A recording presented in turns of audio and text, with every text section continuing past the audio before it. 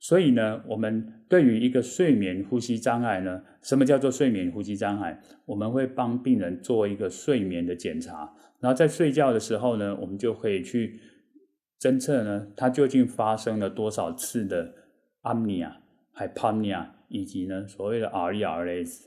那我们对于这样的病人，我们怎么去定义他这个睡眠呼吸障碍的严重度呢？然后在医学上面就有一个明确的定义，我们把它叫做 AHI。那 AHI 指的就是 Apnea Hypopnea Index。那它的定义指的就是每一个小时发生多少次的 Apnea 跟 Hypopnea。我们把所有的次数加起来，除以他那一天睡觉的时候呢，究竟实际上是入睡了几个小时。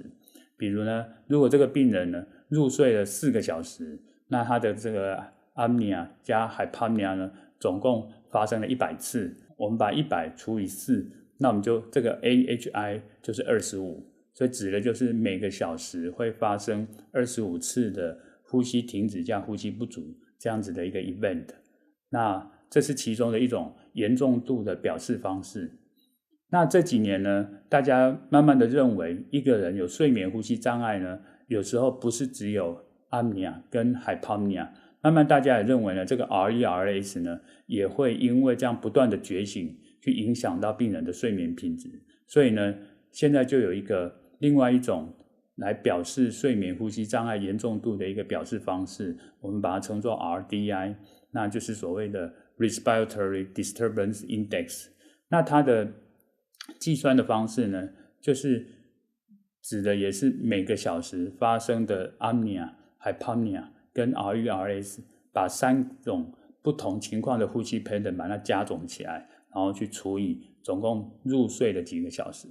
那一般的睡眠中心大部分发的报告呢，大部分会是以 AHI 为主，那当然有一些睡眠中心它会发的报告是以 AHI 跟 RDI。那当然在临床上面，实际上大部分病人的 AHI 跟 RDI 是相当的接近，大部分都还是以 apnea 跟 hypopnea 为主。那有时候偶尔会出现呢，大概会出现一些比较少的比例的 RERS。所以呢，目前对于这个睡眠呼吸障碍的严重度呢，很多的研究它会以 AHI 来表示病人的睡眠呼吸障碍，那有一些呢，它会用 RDI 来表示。那实际上两个相差的比例是很少的，所以呢，我们并不一定要以 RDI 来当做是一个唯一的一个严重度的一个比较。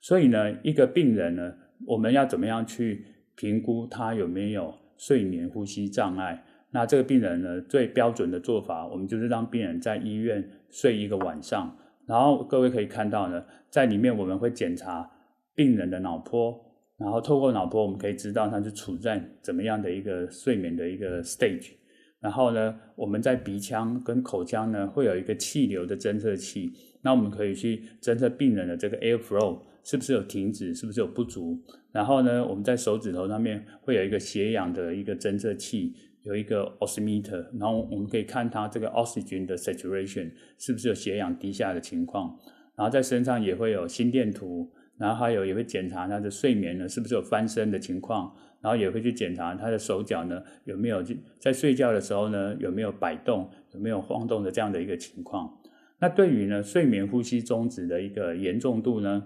在成人来讲的话，通常1个小时如果是小于5次的一个 AHI 的话呢，那这是代表是正常的。然后如果是5次到15次，就表示是轻度的睡眠呼吸中止。那15次到30次就代表是一个中度的睡眠呼吸中止。那如果每个小时超过30次，那就代表这是一个严重的睡眠呼吸中止。